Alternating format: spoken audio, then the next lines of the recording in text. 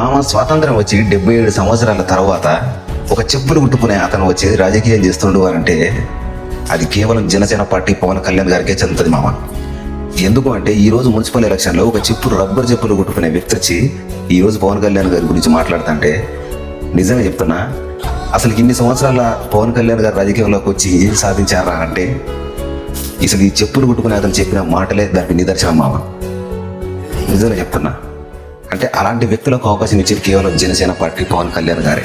ఇక వేరే వాడు ఎప్పుడు అడిగాడు, ఎవడైనా సరే ఒక ముస్టు వెళ్ళి చూస్తారు తెలుసా ఇప్పుడు రాజకీయ నాయకులు.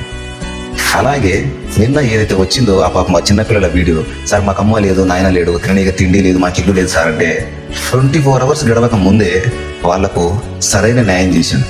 వాళ్ళ చదువు గిదువు ఇల్లు మొత్తం జిల్లా కలెక్టర్ అప్పచెప్పాడు. వాళ్ళ నెలకు డబ్బులు ఆయన జీతం నుంచి, పవన్ కళ్యాణ్ గారి సొంత జీతం నుంచి తీసి వాళ్ళకి ఇస్తాడు. అది పిఠాపురం నియోజకవర్గమే. అక్కడ నియోజకవర్గ ప్రజలు ఆయన సొంత ఇంట్లో వాళ్ళగా బంధువులుగా ఫ్యామిలీగా చూస్తాడు. ఇలాంటి రాజకీయ నాయకులు మనం చూస్తామా మామ? ఈ 77 ఏళ్ళలో ఉండడం చూసావా? చూడలేదు. అందుకే ఆయన పేరులోనే ఉంది ఏదో మ్యాజిక్. అది ఇలాగే ఇంకా ముందు ఇంకా జనసేన పార్టీ నుంచి పవన్ కళ్యాణ్ గారి గురించి ఇంకా మంచి చేయాలని కోరుకుంటూ నేను మీ ముఠా మేస్త్రి. జై హింద్.